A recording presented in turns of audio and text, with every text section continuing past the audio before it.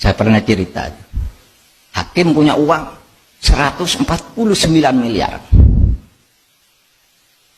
dari dana konsinyasi. Kan dulu dana konsinyasi dulu kan dilaporkan, masuk dia, tapi dia tidak berani masukkan ke daftar kekayaan, dititip ke temannya nih, Pak Agung titip nih uang ya, ini punya saya ya, tapi kamu buat rekeningnya agar saya tidak ketahuan. Begitu pensiun, Pak Agung lari. Mau lapor ke siapa? Mau lapor, kamu kok laporkan itu berarti kamu dulu korupsi, tangkap dia. Iya kan? Karma. Ada lagi yang istrinya bawa uangnya selingkuh dengan bawahan suaminya yang korupsi itu, nggak berani lapor lagi.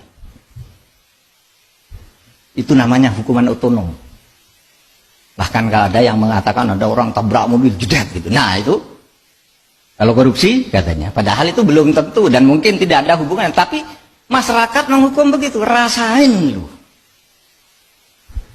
Seseorang yang berlaku korupsi membuat industri-industri hukum itu meskipun bebas dari hukum tapi tidak takut pada hukuman otonom, maka dia akan mendapat neraka. Bukan di akhirat neraka itu bagi saya, neraka itu bisa di dunia juga. Selalu takut, malu, tertekan, disandra oleh bodyguard. Karena apa? Dia sudah keluar, takut kan nyewa orang, bayar terus, diperas terus. Kalau enggak, saya bongkar kamu. Nah, hidupnya enggak ada gunanya akhirnya. Seperti ini tadi, yang hakim itu tadi, yang punya uang 149 miliar. Akhirnya apa, saudara? Sakit. Tiap hari enggak bisa pergi, enggak bisa jalan. Sakit. Karena sakit terus, mungkin istrinya 2 bulan, 3 bulan itu ngerawat. Sesudah itu kan bosen juga, jadi ditinggal di rumah nonton TV. Istrinya pergi sama anak-anak. Itu hakim hebat, nonton TV gitu. Penyakitnya apa? Ini kalau mau tidur suntik dulu, kalau bangun untuk bisa duduk suntik lagi. Uangnya banyak, dibawa oleh temannya, istrinya lari. Karma.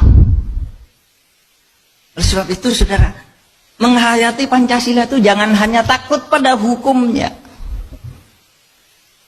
takut juga pada sanksi-sanksi yang bersumber dari kearifan budaya bangsa kita itu. Bahwa kita orang beragama, kita orang tahu bahwa ada balasan terhadap orang yang bersalah. Itu, saudara, sebab itu hati-hati, saudara.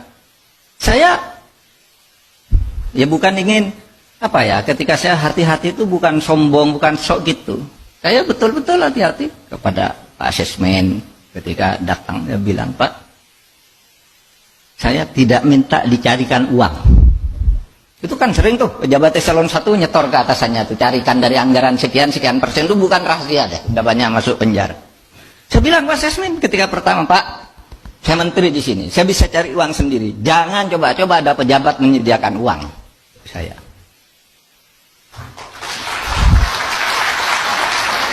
Kenapa? Karena kalau saya perlu bisa cari sendiri, ngapain nunggu Anda? Dia bilang gitu.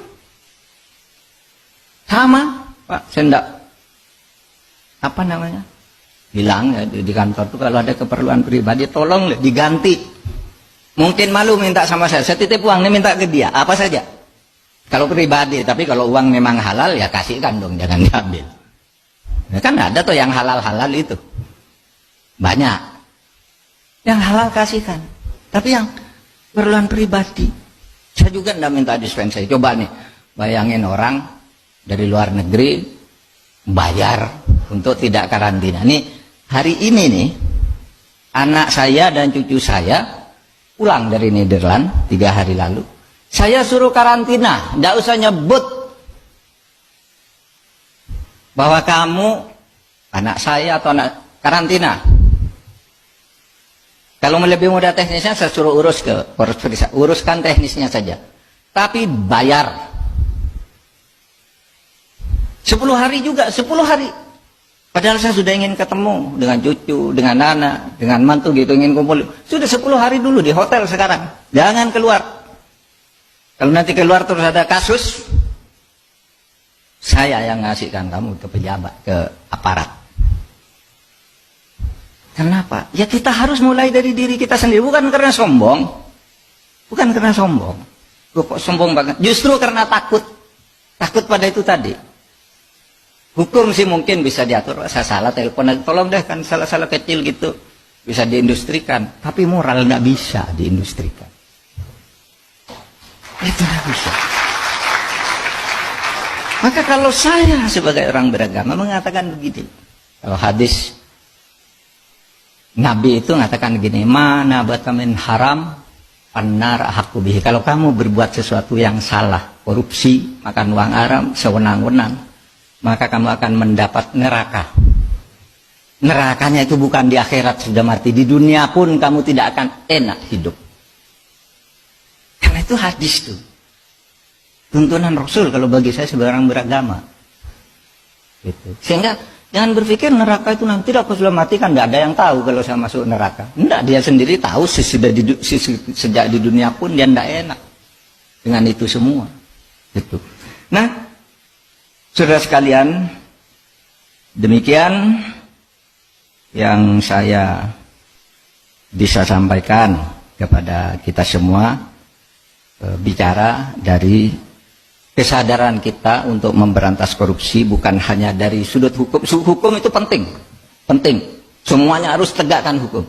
Tapi juga dari sudut moral. Ya, sehingga dua, menghayati Pancasila itu bukan menghayati hukum aja, tapi menghayati juga norma-norma yang belum menjadi hukum. Karena Pancasila itu harus dituturkan dalam norma-norma, itu kan baru filosofi, asas gitu. Lalu ada normanya yang ada hukum. Ini banyak yang masih di tingkat asas, belum jadi norma. Nah di situ yang masih di tingkat asas dan filosofi, itulah kesadaran moral kita, kesadaran budaya kita, kesadaran jati diri kita sebagai bangsa, dan fitrah kita sebagai manusia. Terima kasih. Assalamualaikum warahmatullahi wabarakatuh.